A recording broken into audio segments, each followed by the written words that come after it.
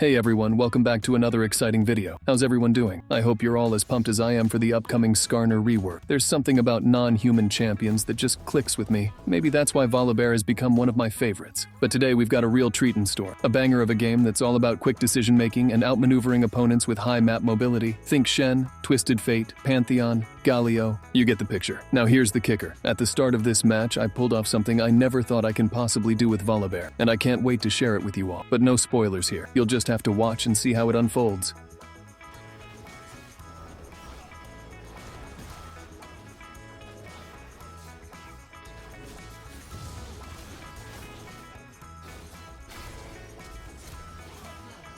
Now, let's clarify something. What went down had nothing to do with the latest buffs. It was simply a stroke of luck, mixed with the accumulated experience from invading. I've been diving into the enemy jungle since the beginning of this season, and without even realizing it, I've shed the early game jitters of failing an invade. Unfortunately, I can't say the same for the enemy team, and it's understandable. Picture this, a bear strolling up to you, claiming what's rightfully yours from what's supposed to be your jungle. The amusing part of it all is that Malzahar bailed on me from the start, and never even considered lending a hand or adjusting his position slightly to help out. That's a glaring red flag indicating a useless mid laner vibe that I can already sense looming on the horizon. Let's just hope he doesn't throw his lane after such a promising early start.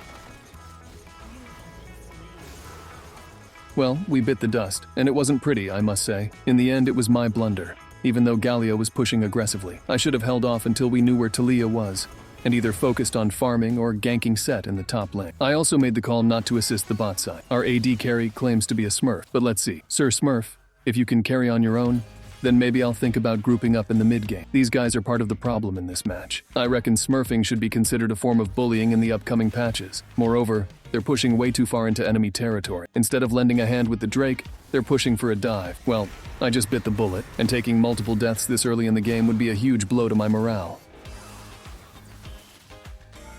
That was some solid body blocking indeed. And if my memory serves me right, Galio had already burned his ghost to make a run for it early. The key strategy in this game as a jungler is to execute aggressive plays around Galio and Pantheon in a manner that prevents either of them from assisting the other. If this approach falls flat, well, the odds are stacked against us, and we're likely headed for a loss. However, if we can manage to shut down one of them, then we'll gradually but surely turn the tide and carry the game.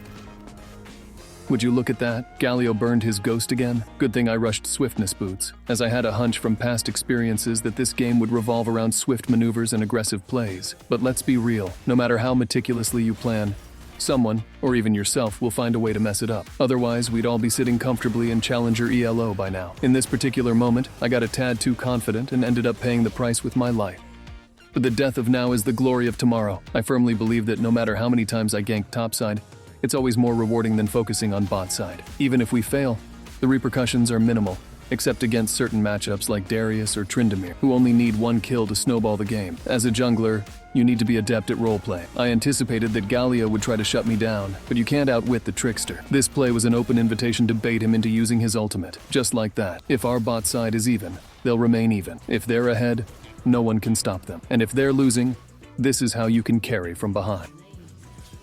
This Pantheon is a textbook example of what not to do. If you die once or twice in a row, your senses start to dull, leading to even more deaths. And if you're not playing a hyper carry who can turn the tables at a certain level, you're basically just intentionally feeding. Their jungler hasn't shown themselves since the start of the game, thanks to the smack I gave her around the red buff right in front of Pantheon. As for their composition, there's one glaring issue: the chaining nature of their crowd control. For instance, once Galio lands his knockup, you're basically in for a ride, likely to meet your demise before even getting a chance to cast a single spell. That's why you'll find me playing it safe, running and waiting for the opportune moment to engage. Unlike other games where I dictate the pace of the fight, here I'm just treading in hot waters. The moment one of them fails with their crowd control, I'll assess the situation and target the high-value enemy to kill their momentum, and hopefully secure the skirmish.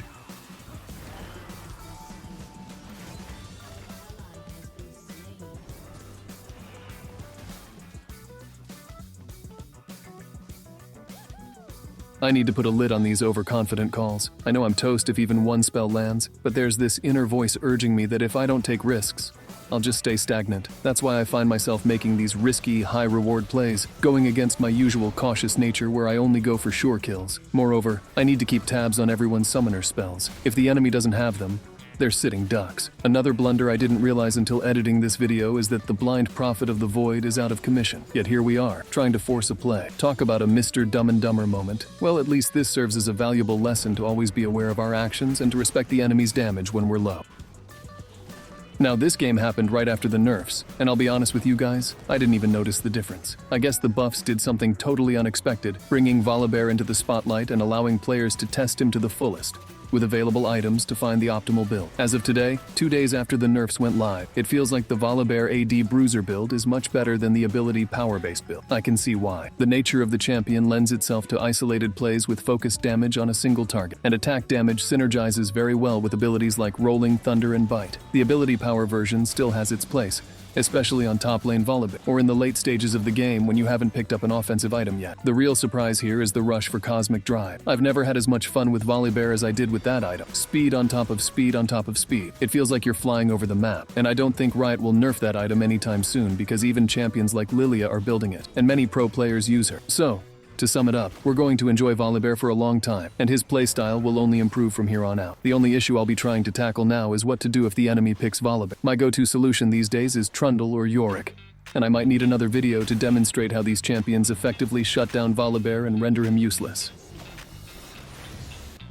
Finally, it's time to lend a hand to the bot side. The only reason I'm here is because I believe Set can hold his own against 2 champions, and I don't trust Malzahar that much. So I'll try to use the Herald, only to boost the morale of the bot side. But let's talk about the Smurf Kai'Sa. In the end, he turned out to be all talk. He kept demanding ganks the whole game, as if he had a jungler at his beck and call. Let me make one thing clear. Asking for a gank nicely isn't just recommended, it's mandatory. If your call aligns with my vision, I'll gladly come and camp your lane. But if not, just be patient. The world doesn't revolve around you, and I couldn't care less about your existence as long as I don't have to see you again after this game. I really hope the current meta shifts towards the double jungle strategy, with the AD carry in the mid lane, a control mage on the bot side, and a bruiser on the top lane. This way, you'd have a hyper carry jungler and a support jungler. Maybe with this approach, League will be revamped and give us the true enjoyment that we all seek. But it seems Riot is trying its hardest to suppress this mentality and promote support roles for players who just want to tag along and play the game. In the end, it gets exploited by those LP slaves who are willing to win at any cost, even if it means playing Seraphine.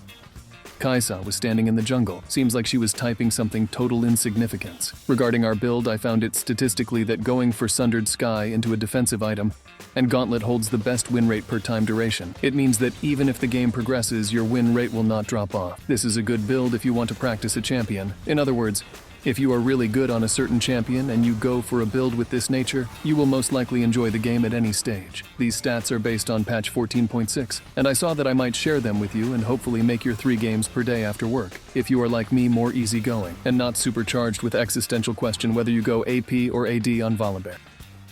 I have my own policy when it comes to the news. I never believe whatever they say, even if they have live footage. But I don't think it's the same for this Pantheon and Galio. Also, it says Grizzly, and here we have a polar bear walking on 2 legs wearing armor. Do you see the difference? And I'm confident I'll emerge victorious from this situation. It'll be tight, but there's no doubt in my mind. After surviving the main damage from Galio, the rest will just tickle me, yet my bite will turn him into an overbaked potato. This play was crucial. It nuked the morale of the enemy team. I'm not the super fed one on my team, but here I am managing 2 high priority targets with ease, while sitting on unspent gold. I've decided that not recalling is the correct call, that Chain Vest should suffice to vamp my health from the Baron buff. The reason behind this call isn't to take the Baron, that won't change our game situation, but killing the enemy will induce more tilt, and perhaps help end the game faster than usual. Would you look at that? This guy is one of my favorite champions in League of Legends. Elegant, smart, and with a very cool concept. Yet, as they say, in the face of absolute strength, all tricks are meaningless. I believe the only AD carry who can hold his own against the bear hands down is Vayne, respectfully. And maybe Nyla, but don't get me started on that champion. I'll just say this, I don't understand why my bite doesn't go through with her dodge. Similar to Jax. It's a spell, not an auto attack. It's not okay, and it's not logical. But never mind, back to this game. The plan was executed perfectly. More tilt is induced, and with swiftness and the blue pet, I'm speed itself. The second good part about this is that my team got the Baron buff, and this is going very well into our favor. Poor Zyra, I don't know why, but it seems like all support players think a bush with no vision is a public restroom or something like that. She had 2 pinks and multiple wards, and none of them were used. Thank God this player is not on my team, that's for sure. Even though we managed to play a very good game and a somewhat above-average mid-game, the enemy team will not allow us to enjoy this game much longer. With this surrender, I'll leave you guys until the next video. And as always, if you're new to the channel, subscribe, and leave me a comment about your experience with Volibear on the Rift. I hope you all have a good start to the weekend. Until then, peace.